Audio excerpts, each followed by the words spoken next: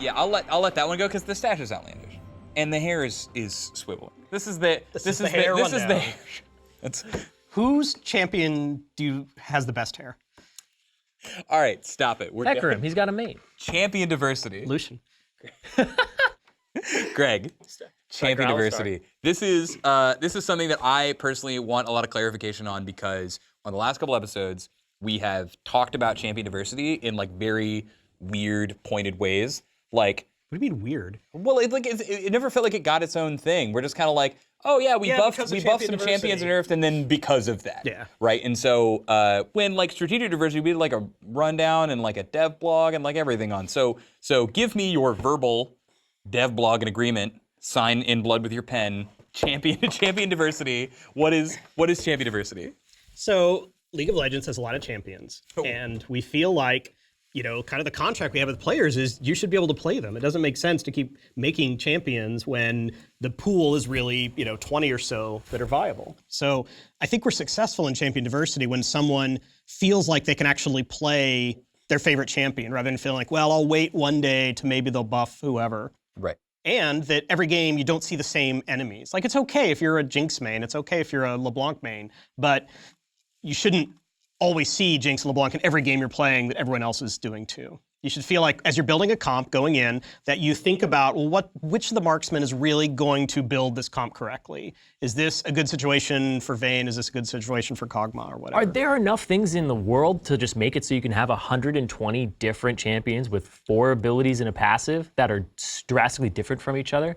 Enough to warrant each one of them being playable? Because there's going to be a time where split push just isn't a good strategy, right? And you're not going to see the split push champions. Like, is this actually something that is feasible, or is this just like a dream goal that we talk about to try and get to? Like, I try to dream of like the perfect shoutcast, but that's never going to happen. Well, not with that attitude. Hayden, come on. But you strive for it all the time. Don't give me that. So is it just something we strive for and it's not obtainable? It's a compass heading. I mean, realistically, we're not going to see every ADC played, in equal proportions in every region at every skill level.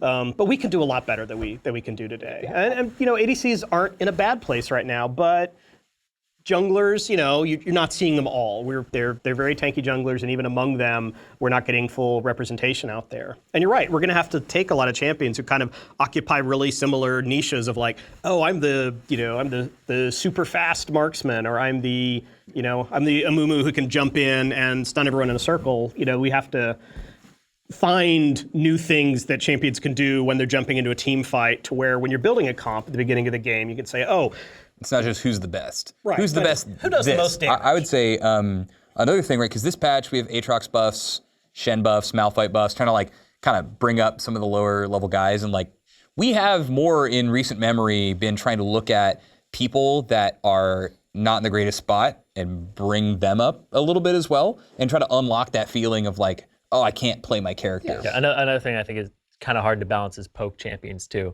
We have some nerfs to Luden's Echo here in this patch that's going to hit both assassins and also those poke type champions. This is an item that's been a big pain point for me as a player for in my games, just running into this on every mid laner and everybody who could possibly build this item, building it first or second. Supports and top laners and junglers as well. Do you like AP? Everywhere. Do you like movement? Yeah. It's basically it's a catch-all right now, right? Do you need movement speed? There you go. Do you have movement speed?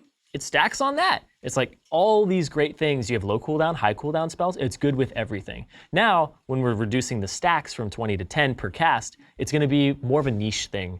Yeah. It's going to be better on people who have mobility and people who cast a lot of spells, as opposed to people who are like, okay, well, I cast one spell every now and then. And the AP ratio going down isn't going to affect it too much early in the place that it has, because it's like a first item buy, because you want that extra base damage to help you kill a backline minion wave, or the AP Kog'Maw to rain down some terror on people in a poke fight. So this I think is a good nerf for Ludens that's still going to keep it relevant and in the game, and I don't think it's too much. Awesome. So I think it's going to keep it in a good spot. Talking about another prominent character with Ludens, I wanted to get your feelings on LeBlanc because we played a playtest today, and things did not go well for you. You're playing Jace, who we can probably talk about in a bit. You were against LeBlanc, and I wanted to get your perspective because I saw on Twitter Shifter and Scara had a lot of harsh words to say about the LeBlanc changes. There's a GIF that someone made of the before and after, right? So How did you feel about the nerfs playing against them, actually? So I felt like there was a lot of counterplay to it now, because LeBlanc's combo is usually I Q you, I W you in lane, and try to just knock you out of lane with a point and click and something very quick. So this is going to add to that. It's not going to be LeBlanc just wins lane by hitting level 2, throwing these 2 abilities at you, or just keep having that pattern whenever you're in range and go up for a CS. Like, she will win a majority of the trades.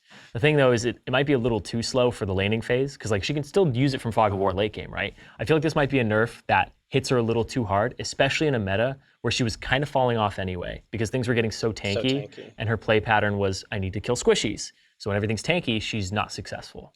Yeah, so that said, though, if LeBlanc gets nerfed, you can play more squishies, right? Yeah. Like that is the one thing. I hear exactly what you're saying, and I agree. Like, when I think of LeBlanc, because I watch a lot of competitive, but I play a lot more, I think of LeBlanc as that reason that I get sad when I look at my champion select. I'm like, if LeBlanc's the enemy team, I'm not quite as sad, but I'm like, here's all the characters I can't play, and here's the ones that I can, right? And so my hope is that something like that means that were I to see it, or maybe if people pick her less, you can see more things like Lux, Vel'Koz maybe kind of come in. And I like that perspective too, because I'm a tank player, so seeing this, I'm just like, oh, well, LeBlanc, I'm probably never going to see her again, because she was never doing anything to me in the first place, right? Like, she could snowball a game really hard, but having the perspective of somebody who plays like these squishy characters is actually pretty enlightening to me, but I still feel like it might be a little too much. Like, it's going to be better for people that you like to play. Like, Vel'Koz is a very low mobility champion. Yeah. And now that she has less mobility, very smart. There's a little more even footing there. But I don't know, because that feels like it was LeBlanc's thing. Like, I'm totally down for the E changes and the E nerf. Totally down for that. I think that's very needed. But I feel like this might be too much on her at the same time, especially like in comparison to how the meta is shifted to a tank role. And if it's too much, we can give her compensation elsewhere. Yeah, I feel like that would be the idea. We talk so much about balance, but there are other things, to the game, and she's a frustrating, many assassins can be frustrating to play against, and she's kind of the queen of the frustrating, there was nothing I could do. She got into me, she fired off all her abilities. And then your teammates are like, there's nothing I could do, because she just disappeared. Yeah, well, I caught her, and then she disappeared anyway. Like, hey, come back. She's so sneaky, yeah. So, taking it back a little bit, I mentioned him, Jace. You played him. Yeah. You did not do very well. Yeah. At all. But that was LeBlanc, we've established. Exactly. I was just like, because I was jungling that game, and I was like, should we just swap computers at that point? Like, should you jungle? Yeah. Do you just feel better when you take Smite? Is that something about it? No, you were excited when we talked earlier this week about the changes, and now that you got a chance to play them, I want to know how you feel. I feel like Jace, despite my poor performance on him, was really good. I felt very comfortable with the champion. The change is almost seamless, because you never put points into his ultimate anyway. Right. And you just wanted more of the poke pattern. And now you can take the other abilities up to 6, because you... Exactly. The fact that you can get that Q even further and the 30 extra base damage and just pushing him more towards that poke pattern is going to make him feel really good. And you never feel like you're wasting points ever. With Jace before, you're like, I kind of want an R point, but it kind of sucks. So now you get that automatically. You get that extra power boost. And the thing I like about this too is he's going to be another champion that isn't ult reliant, because we have so many champions in our game that are ultimate reliant. And that's the thing in pro play too, is people are like, let's pick these skirmishing comps. Let's pick a Rek'Sai that doesn't need an ultimate in a team fight. So Jace is another champion that's going to have that going for him too, which would be another niche that you would pick him in. Yeah. Talking about late game guys, Shen. The possible return of Shen, things that are happening with him. Like, we're buffing his late game, specifically his split pushing, which I know is like emotionally triggering most people that will hear this. They're like, oh no. Well, he used to be the guy that could do that, and now with teleport as a thing, it's like not so special anymore. Before this changed. Right. Hopefully now, yeah. Well, so are we ever going to change that, or do you think we should change that, right? Because that's like, teleport has had a pretty huge impact in the game in the last season and a half that it's been adopted, 100%. You're not seeing Ignite much up there, at least in terms of competitive play. I think it's pretty common. So I guess what I'm saying is that a bad thing? Would it be like, Shen's niche is gone now, let's make everyone else not take teleport? Or do you think the teleport being used widespread in the top lane is actually probably better for League? Personally, I think the teleport's a good change overall. The top lane always... Players like it because it's the lane where I get to prove my own mettle, because there's no one who can come help me out. But on the other hand, you can be so far removed from the rest of the game that I like teleport, adding a little bit more ability within reason there. But Shen needs a reason to exist too. So maybe we're trying to have it both ways, but we want all top laners to have a little more access to movement and split pushing and things like that. But Shen is supposed to be, the tanky ninja that can go up there and be taking turrets alone. And I didn't want to laugh. I was like, the tanky ninja killing buildings. Just imagining Shen with a bunch of hammers just beating the hell out of a building. This is my identity. He's got a big shield because he's a tank now. Oh God. So we have a lot of ninjas in League of Legends. They all have to have a little bit of differentiation. Yeah, I know they do. So are you just not a Shen fan? Are you not excited about these changes particularly? I'm not really excited about these changes too much, just because I feel like they're a little bit of a Band-Aid problem for him. Like, we're kind of trying to cover something up for a little bit where it's that is totally fair. And that's, let's just throw him some changes. Maybe he'll be better after that. This is one of those things we do to, Urgot was similar, like maybe we can get players who really love the champion to play them a little bit now with the promise that we eventually fix it. Yeah, but I have a question about that, because if you're updating something and then people are like, oh my God, I love Shen right now. I love these changes to him. And the fact you reduce energy costs and stuff like that. Like, now he's great and he's playable. And then you're like, we got to change him. They're like, wait, what do you You're just taking away this thing you gave us. Well, yeah, I mean, if people are enjoying Urgot again, then you're like, we're changing Urgot to something completely different. Right. Like, that's always a weird thing to tread for me, where we're like buffing something just to like stave people and be like, you can still play this champion right before we change it into a different champion.